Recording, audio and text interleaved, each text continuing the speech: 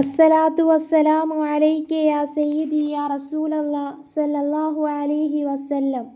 പ്രിയപ്പെട്ട മുഹിബ്ബീങ്ങളെ, സുബ്ഹി നിസ്കാരം കഴിഞ്ഞിട്ട് 4 യാസീൻ ഓതാൻ നമ്മൾ തയ്യാറാണോ? എന്തുദ്ദേശമുണ്ടെങ്കിലും അതൊക്കെ അല്ലാഹു സുബ്ഹാനഹു വ തആല സഫലീകരിച്ചു തരും എന്നതാണ്. നമ്മുടെ മുഴുവൻ ആവശ്യങ്ങളും അല്ലാഹു സുബ്ഹാനഹു വ തആല സഫലീകരിച്ചു തരും ഇൻഷാ അല്ലാഹ്. ഹലാലായ ആഗ്രഹങ്ങൾ ആവണം എന്നാണ്. ഹലാലായ ഒരു മുറാദ് നമുക്കുണ്ട്, അത് സാധിച്ചു കിട്ടണം. അതിനുവേണ്ടി നമുക്ക് 4 യാസീൻ ഓതണം. സുബ്ഹി നിസ്കാരം കഴിഞ്ഞിട്ടാണ് 4 യാസീൻ ഓതേണ്ടത്. പക്ഷേ ഓതുമ്പോൾ ശ്രദ്ധിക്കേണ്ട ചില രൂപങ്ങളുണ്ട്.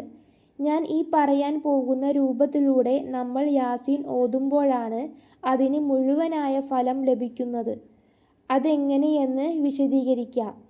വളരെ പെട്ടെന്ന് ഫലം കിട്ടാൻ വേണ്ടിയാണ് ഈ രൂപത്തിൽ ചെയ്യേണ്ടത്. യാസീൻ എന്ന സൂറത്ത് എന്തൊരു കാര്യം ഉദ്ദേശിച്ചാണോ ഓതിയത് ആ ഉദ്ദേശം സാധിച്ചു കിട്ടും എന്നതാണ്. പ്രഭാത സമയത്ത് യാസീൻ ഓതിയാൽ വലിയ മഹത്വം നമ്മുടെ ജീവിതത്തിൽ ലഭിക്കും.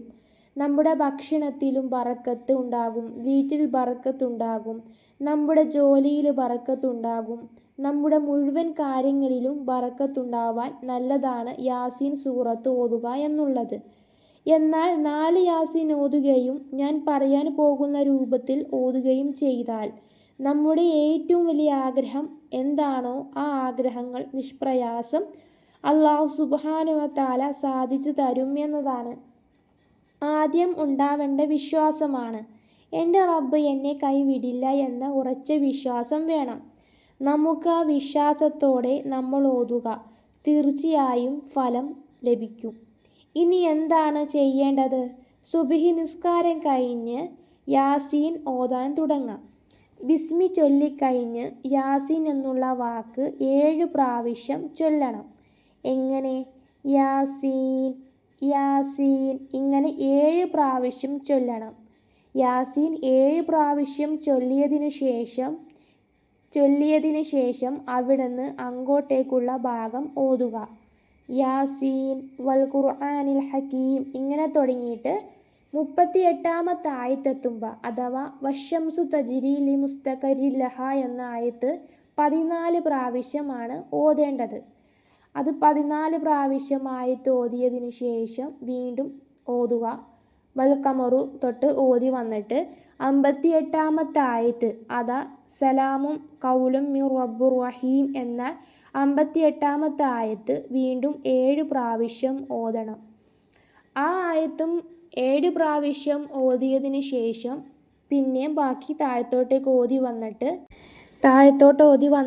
81-ാമത്തെ ആയത്തെത്തുമ്പോൾ, അഥവാ അവലൈസല്ലദീ ഖലഖസ് സമാവാതി വൽ അർള ബിഖാദിരി അലാ അൻ യഖ്ലുഖ മിസ്ലഹു ബലാ വഹുവ ഹല്ലാഖുൽ അലീം അവിടെ എത്തുമ്പോൾ 12 പ്രാവശ്യം ഓതണം.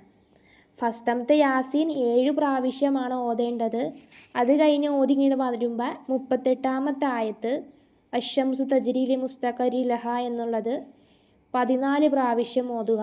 അതും ഓതി വന്ന ശേഷം 58-ാമത്തെ ആയത്ത് എത്തുമ്പോൾ, അഥവാ സലാമും ഖൗലും മിർ റബ്ബിർ റഹീം അത് 7 പ്രാവശ്യം ഓതുക. അതും അവിടുന്ന് 7 പ്രാവശ്യം ഓതിയതിന് ശേഷം പിന്നെ ബാക്കിയുള്ളത് ഓതി വന്നിട്ട് 81-ാമത്തെ ആയത്തെത്തുമ്പോൾ, അഥവാ അവലൈസല്ലദീ ഖലഖസ് സമാവാതി എന്നുള്ളത് 12 പ്രാവശ്യം ഓതുക.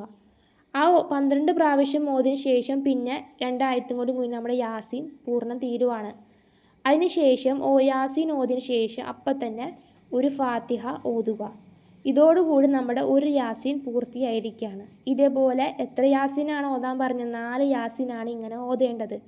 ഇങ്ങനെ 4 യാസീൻ ഓതിക്കഴിഞ്ഞായിട്ട് നമ്മുടെ എന്ത് ആഗ്രഹമാണോ അത് റബ്ബിനോട് പറ. ഹലാലായ ആഗ്രഹങ്ങളാവണം. നമ്മുടെ എന്ത് ആഗ്രഹമാണോ സാധിച്ചു കിട്ടേണ്ടത് അത് റബ്ബിനോട് പറഞ്ഞ് ആത്മാർത്ഥമായി ദുആ ചെയ്താൽ റബ്ബ് ആ കാര്യം സാധിച്ചു തരും എന്നതാണ്. ശ്രദ്ധിക്കേണ്ടത് സമാധാനത്തോടു കൂടി ഇരുന്ന് നിസ്കാരമൊക്കെ കഴിഞ്ഞ് നല്ല രീതിയിൽ എൻ്റെ ആഗ്രഹം ഇന്നതാണ് റബ്ബേ, ഇജനല ഒരുപാട് നാളത്തെ ആഗ്രഹമാണ്. അങ്ങനെയുള്ള ആഗ്രഹം ചുമ്മാ നമ്മൾ ഇരുന്നിട്ട് നിസ്സാര കാര്യത്തിന് വേണ്ടിയല്ല. നമ്മുടെ ഒരുപാട് നാളത്തെ ആഗ്രഹം, അല്ലെങ്കിൽ ആഗ്രഹം നടന്ന് കിട്ടണമെന്നുള്ള അതിയായ ആഗ്രഹങ്ങളൊക്കെ ആണെങ്കിൽ മാത്രം ഇങ്ങനെ ചെയ്ത് ദുആ ചെയ്താൽ റബ്ബ് അത് സ്വീകരിക്കും. സൂറത്ത് യാസീൻ്റെ ബറക്കത്തുകൊണ്ട് നമ്മുടെ എല്ലാ പ്രയാസങ്ങളും മാറ്റിത്തരട്ടെ. നമ്മുടെ എന്ത് ആഗ്രഹം ഹലാലായ ആഗ്രഹം അല്ലാഹു സാധിച്ചു തരട്ടെ. ആമീൻ യാ റബ്ബൽ ആലമീൻ. ഇൻഷാ അല്ലാഹ് ദുആ വസിയത്തോടെ.